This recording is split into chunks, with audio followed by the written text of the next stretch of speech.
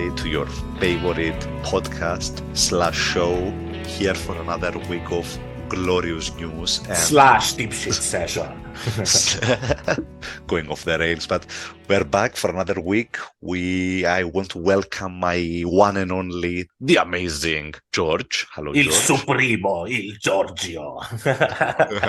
Hello, Luigi. How are you? I'm very excited for this week. Bringer of joy. Bringer of joy and light.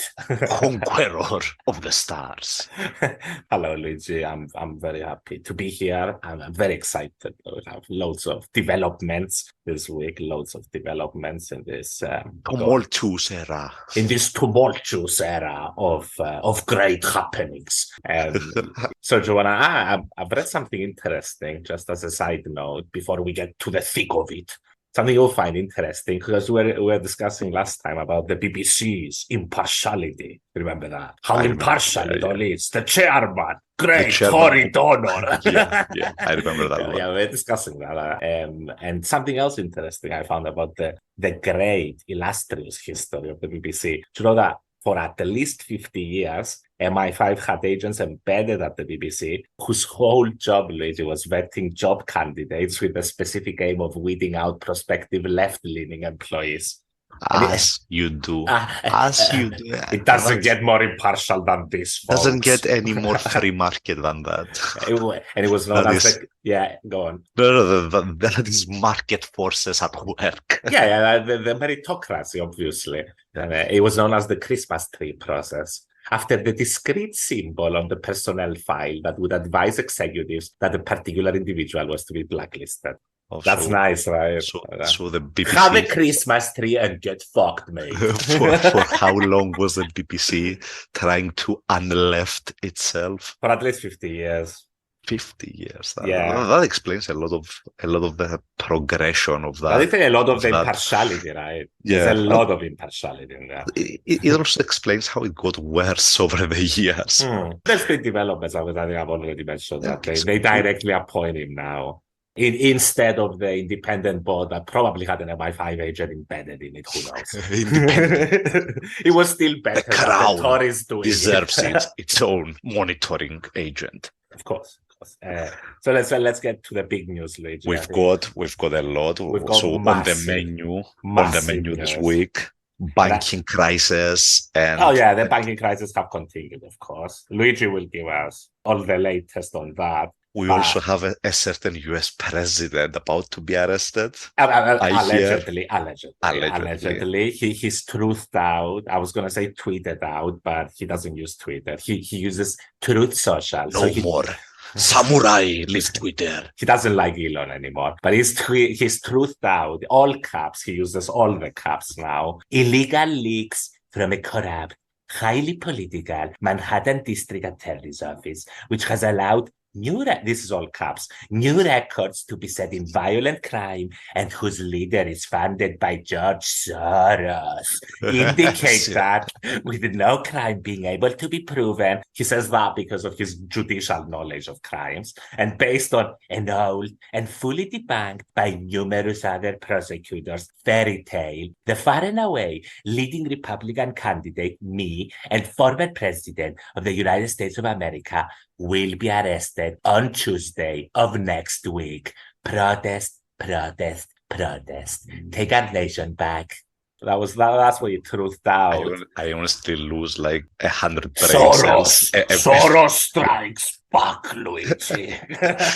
My brain cell count is shrinking by the second of listening to. By the way, the whole thing, I mean, he hasn't got actual confirmation of this. This is just based on something he's on Fox News, as far as I know. It was based on media reports what Trump has said. Just to clear that one up. Nobody knows he's going to be arrested tomorrow. By the way, you know why? Which one of the myriad of cases that he's been investigated for? The funniest one, Stormy Daniels, the hush money payment using campaign funds to pay off Stormy for having sex with her. That's the one. Allegedly. I don't even think it's even allegedly anymore. She signed an NDA, then I don't know, Luigi, but I'm not certain allegedly is required. You can fit allegedly anywhere. You definitely do it. So let's do it. Yeah, but it was My mushroom powers, Luigi, they've done it again. So hold on. What do you think? What do you think? So they are going Do you want me to indict. give you more of an overview of what's happening? Yeah, but like give it to me like I'm a young koala. Donald Trump is praising Donald J. Trump. J stands for joke. Is praising for his most legally perilous week since he left the White House with the Manhattan District Attorney Alvin Bragg, I think that's his name, likely to bring criminal charges against him over his role in paying hush money to adult film star Stormy Daniels as he handled this weekend to start his legal and political responses. He has claimed, on all caps, and through social arrested on Tuesday of next week. Is it illegal to pay someone? No, it's illegal to use your campaign finance, money. That's campaign finance irregularities. I mean, if this is the only thing they go after him for, if you want to discuss him, it's the Al Capone approach for taxes. I mean, it's still a crime. The guy's a criminal if he gets indicted for this. But it'd be nice if he gets indicted for inciting an insurrection as well. I'd like to state that for the record. That would be a little bit more impactful. But I did pay him with my mushroom powers. Believe me, there's no problem there. Maybe there is. They're coming after me, after us, man the ramparts, barricade the airports. Must show strength, Luigi, like Putin. He's so strong. We must be strong. I honestly can't tell anymore when you're actually quoting Trump when you're making it up. Nobody can tell. That's fine. But he's called for protests, whatever that means. But he hasn't actually been indicted yet. But why did he think that's about to happen? The reason was he saw media reporting that the district attorney's office in Manhattan had contacted the U.S. Secret Service about security in the event of an indictment. And probably on Fox News, he saw that and he was like, they're coming after me. Man the barricades. Man the airports. But he... financed by George Soros. I mean, it's so easy. You just throw in the scare word for Republicans. It's amazing. It's a classic recipe. It's a book written by his former advisor, Mr. Bannon. Mr. Sloppy Steve. Sloppy Steve Bannon. So sloppy. How does Steve talk? I think he talks, not particularly. Not like Batman. Not like Batman. We have to campaign in the Rust Belt. Tell them you'll bring their jobs back from China. Exactly. I'll do it, Stevie. I hate China. You understand their pain. But he's far less cooler than Batman, we have to say. Yeah. I have to. Just an alcoholic asshole. Let's say he has slightly fascistic tendencies. Slightly. Just a touch. But he's in panic mode. It'll be... What do you think? If he gets actually put in jail for this one, won't it be the funniest thing that's ever happened ever? I don't think there's the political will for that to happen. Even if he does get indicted in New York, we have to bring a legal scholar on the show. What if he gets indicted for multiple things? Because there's a couple of investigations. This is the first one that supposedly is about to bear fruit. I don't know. The reason I hesitate to trust that the legal system... This is not something you expect Trump to go to jail for. I understand that. I mean, think about it. He spent 4 years stacking the courts with right-leaning judges. But they kept judging against him every time he tried to go for and that's the funny part. But I mean, they can make it blatantly obvious, I guess. They're still judges. I don't know. How do you see this playing out? I don't think Trump goes inside for this. No, I don't think he definitely doesn't go to jail for paying off Stormy Daniels. That's gonna be very hard to swallow for the Republican voters. Could be something like a fine, and maybe they take the moral victory of having. But he's going bananas over this. Protest. By the way, I called it. I think after the New Year. I say he'd be in jail, and he's still going to win the presidency. Gonna win it from jail. It's going to be done for the first time. ever. Never been done before. I'm so strong. They cannot lock me up. I built another jail, announced the jail they have me in, and now it's a tram jail. Look at the walls. They're so beautiful, so smooth. I did such a fine job. Under budget, by the way. It was at the budget. They say it was only going to cost, 50 billion. I did it 10 billion done in a year. So we move on. I was going to say our guilty pleasure is mocking Donald Trump, but we have a show to get to. Yes.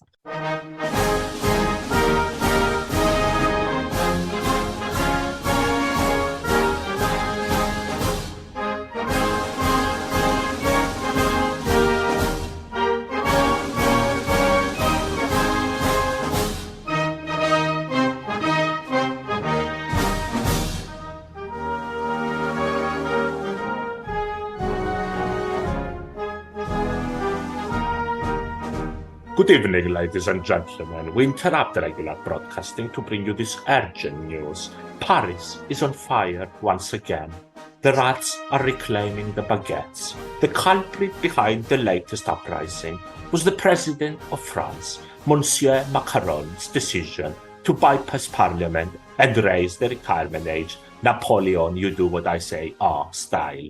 The result has been, very predictable. So we've interrupted to bring you this urgent news. Oh, well, it was a great unscheduled program. Completely unscheduled announcement. Was it live from France? It was live from the land of baguettes. So Paris is burning for the, 1,000th time. No, not particularly new, but it's burning more than other times. It's springtime in Paris, and there's a smell of there's a smell of revolution in the air. But there's been multiple protests because Macron has decided to bypass. We've been talking about the protests. I mean, for how long have there been protests? We've been talking about this shit for months now, haven't we? And they keep intensifying. That's because Macron has actually decided to raise the retirement age, bypass parliament. I go full Napoleon, Oui. But he went full Napoleon. He used an arcane process, invoked Article 49.3 of the Constitution. There's fuckery when it's 0.3. Which allows the government to adopt a bill without a parliamentary vote, because he said that he knows far more about the economy than the fucking plebs who elected him, and there is too much economic risk to the country if MPs voted against the bill. As you imagine, the French have not taken warmly to this decision. The constitutional democracy rebels. But you see that France puts a lot of authority in its executive and the president. He can even do that. Of course, because he did that and Paris burned it's still burning forever. I mean, let's give some details of what's happening in Paris. A bean collector strike has continued in Paris as more than 10,000 tons of waste has piled up in streets across half of the city. Another day of continuous strike action by transport workers and teachers. Teachers are striking, transport workers are striking. There's going to be 2 votes of no confidence for this. One by a centrist party with the support of the leftist coalition, and one by Le Pen. And it's not expected to pass, because for that to pass, there needs to be a supermajority in the parliament. And for there to be a supermajority, the Republicans need to vote for it. The stars would need to align. Basically, you got to get the vote of the Republicans, the center-right party, to vote for it. And the leader of that party has said, no, there'll be too much chaos. But the protests are intensifying. They've destroyed offices, campaign offices for the centrist party. They've destroyed for the Republican Party. They've destroyed. By the way, when I say the Republican Party, Americans, I don't mean the Republicans. These are the French Republicans. You can think of them as center-right dipshits, not far-right. Far-right in France is Madame Le Pen. Madame Le Pen. And the other dipshit who goes. She sounds very civilized. She's very civilized. Very like that. Yes, everything sounds more civilized in French. So even though everything burns in Paris every 2 years. What if like the burning of buildings and the mass protests is a necessary sort of condition of the French system. Like for Macron to be able to say, it's baguettes, bloody revolutions. Mon ami, I tried to raise the retirement, it didn't work, we can't do it. For that to happen, a lot of buildings need to be burned. That is possible, but he has stood firm behind his decision, as far as we know up to now. Far, something else very interesting is that roughly up to the latest polls, 7 in 10 people oppose the pension reform. He wants to raise the retirement age by 2 years. We've talked about this. While another found 56% of respondents backed an open-ended strike to defeat the bill, which is very interesting, right?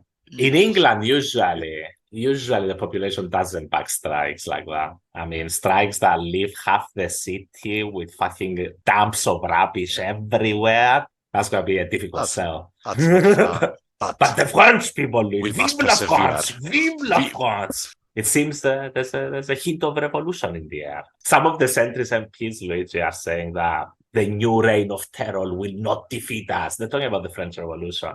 Robespierre's coming for your ass. And they will not descend to savagery. But it seems that the center-right is holding firm and they will not vote of no confidence Macron. So what happens? The bill passes. The bill passes. The bill passes. Okay. The bill passes, and the protests likely continue. It's a beautiful time in Paris. The smell of baguette, protest. Oh, I love the smell of burned baguette in the morning. But they stand firm behind this, the French. I've seen some complaints that Macron obviously did zero communication with unions before the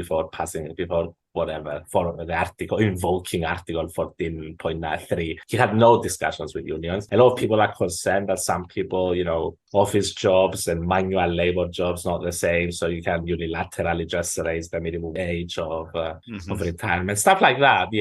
I'm sure that if any Northern Europeans are watching this, they're like, what the fuck? Those people are burning Paris because they're going to work until they're 64 and we work until we're 67. Listen, my opinion is it should be relatively homogenized within the EU. All EU workers should get relatively the same it is relatively the same. What's the French difference? Are outliers. The French are exactly. Outliers. Yeah, exactly. Most countries, you have to imagine, it's around 60. They're not going down, 65. people, just so you know. We will not work 2 years more. Like, fuck you, you do it, you're a sucker. Is it really fun? Like, think about it this way, right? Let's say you're 30 and you're seeing your retirement age being raised. You are going to spend a lot of your weekends burning Paris to make sure you get 2 years off. As you do. 34 years. As you do. And I think there's strikes by everybody. It's all ages. All ages is fault. And apart from the retirees, I guess. Yeah. Is the time investment worth it though? Is it like you have to, Luigi? You have to defeat Napoleon Macron's Napoleon. The evil one, the evil president of the rich. Oh. All right. And I love it. I love it, Luigi. I gotta say, I bless the French. In France, dude, considering president history, it's not the same as being a president of another country. Because if you really fuck up, they might kill you, dude. Bring out the guillotine. The guillotines. Yeah. Let's calm the rhetoric down. All right. No, sorry. We support workers' don't bring rights. out the guillotines. We support workers' rights. That's it. That's all we support. Give us some economic news. It's time to jump into Switzerland. Yeah, we had further collapses, and Luigi will elucidate us about the shitstorm that we had that started last week and that we briefly discussed on the show, George. It probably took most of our time, Luigi. Be generous. Briefly. But considering the gravitas of the news. Oh, yeah. Fair enough. Tough but fair. we essentially had a couple of American banks going under, and then, as with every good American story, it migrated to Europe. And It seems that the Time for a tour. it seems that the dirtiest sort of shirt in the laundry basket. It's got the worst. It's got the worst rap sheet than fucking El Chapo. Committed more crimes easily. It seems that the dirtiest shirt out of the banks in Europe was Credit Suisse because... Big guesses which country it's from. Yeah, the clues in the name. But so Credit Suisse has been insolvent, or rather, they haven't been solvent, but Was it a bank run, Luigi? They've been, partly the subject of a bank run, and combined with rising interest rates, I guess, and other stuff. It's been a lot of stuff. It's a combination of a lot of stuff. First of all, Credit Suisse has had like 1,000 scandals. And the worst reputation out of all of them. Yeah, I mean, a lot of, maybe they've laundered money. Torturers' money. They've laundered everything. They are the vilest deep shits involved in banking you have ever seen. There was a lot of that stuff. And allegedly. It's been allegedly, and it's been a 10-year process. But what really popped the bubble in a sense was, we discussed it on the previous show. Essentially what happened is, and this is a problem for every bank out there, but in Credit Suisse it was bigger, all of these banks loaded up on government bonds. They bought a lot of government bonds during the last decade. The European banks, a lot of that was for regulatory purposes. So the regulator would tell you, 30% of all the assets you have has to be in tier one collateral, very safe assets. Yeah, bonds. Now all of those banks are sitting on huge unrealized losses on that. Can you explain that, Luigi, a bit more in detail? In terms of, because the new bonds being issued now are coming out with much better interest than the ones they hold. Exactly. So let's say you bought a bond for $100 that was going to give you 2%, 5 years ago. Yes. That same bond, like a new one that comes out, you have the ability to buy it for 4%. So let's put it this way. If the Fed is raising interest rates, you can suddenly buy bonds that are going to pay you a higher return. I get it. If you have that choice, nobody's going to buy the bond that pays a smaller return. But here's the point. All of these banks bought something for 100 that was going to give them 2 for 10 years, let's say. Yeah. I get it. Wait. Hear me out. Right now, that 100 they invested in has become 70, right? So they're sitting on a 30 or 40% unrealized loss. It's not a problem if they keep that bond until the end of its maturity. They're going to get the 100 back. But let's say you have a bank run in the meantime, and you need cash and you need funds. You have to sell those assets for pennies on the dollar, essentially, and you get a liquidity crisis. It's a liquidity crisis, exactly. Because you run out of money, essentially.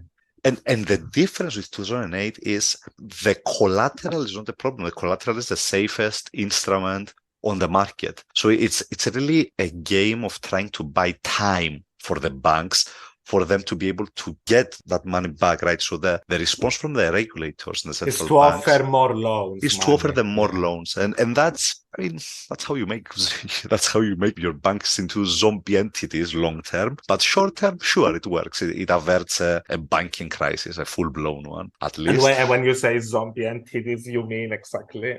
I'm saying zombie banks because in very rare occasions can you solve a debt problem with more debt. I get it, yeah.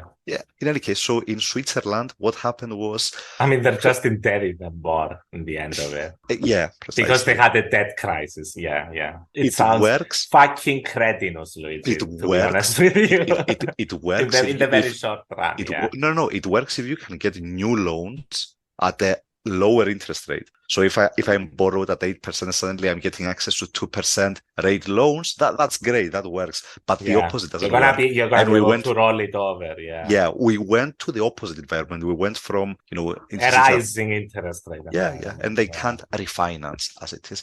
In any case, Credit Suisse will be taken over by UBS. For pennies on the dollar. When I say pennies, I mean the stock of Credit Suisse closed on Friday at something that would put the company Credit Suisse at $8 billion, and they got bought out on Sunday for $3.3 billion. That means somebody took a look at that balance sheet and those assets and said, nah, I'm okay. I'm not touching that. Oh, but what if we gave you an offer? What if it was on discount? Yeah, and a big discount they got. And I'm looking at it's major consolidation. Yeah, UBS is a much bigger banking group than Credit Suisse. Yeah. And the answer, the funny part, George, is the answer every single time there's a banking crisis, the regulators come in and try to create bigger monopolies. It's like, let this bigger fish swallow this smaller fish and we stop the crisis. Yeah, but like at some point you're gonna run out of banks to merge. Every time they try to get JP Morgan to buy the failing smaller bank. Yeah, but I mean, at some point you're gonna be left with JP Morgan and one other player. Which is, world affairs. What did we call it? Capitalism for the poor, bailouts for the rich. I was thinking about it. I mean, fuck you, dudes. You get 250 deposits secured in the United States, 250K like everybody else. What the fuck? I mean, they get secured whole, Luigi. But it shows you how the entire system is set up. It's set up in favor of business, of big business at every turn. The same goes for central banks monitoring the banks. Like if now we're raising interest rates to bring inflation down, well, are they going to stop now? First of all, now that the banks are blowing up, and if they stop, does that tell you that taking care of the banks is more important than bringing down inflation? I mean, seems that way, if that's the way. Although we have to say that the European Central Bank did not flinch and raised interest rates. Yeah, here's the fact here. And Credit Suisse is a European bank. Yeah, it's true. And look, they raised interest rates because they basically said interest rates are there to control inflation. But we're going to take care of the banking system. We have other tools to help the banking sector. That basically means we're going to shower the banking sector with gold until this blows over. That's the short version. Should we move? Right, I've got some tiny news. It seems that the El Sultan, some funny news as well. The Sultan, your favorite Sultan, the Sultan. I'm going to butcher the name. Recep Tayyip Erdogan, the great Sultan. I just want to say that the only. First of his name, last of his name, the protector of Islam, etc. It seems very likely. It seems that he's going to lift the veto on Finland's NATO application, but keep the veto for Sweden's NATO application, which is very interesting. Creating a wedge in Nordic affairs. I would split the Scandinavians. Yes, you will join the Americans. You will not. Very interesting geopolitics by the Sultan, as always. And ER politics. I've got a funny final sayonara headline. Rupert Murdoch will marry for the 5th time at age 92. The best age, to be honest. And a quote for TR Rupert, friend of the show. Friend of the show, good friend of the show. I knew this would be my last. Well, I'm going to say cheers to that, Murdoch. I also pray it's your last. All right, on that cheerful note, it's been a hell of a week and more to come, George. Stay tuned. See ya. Bye-bye. Sayonara.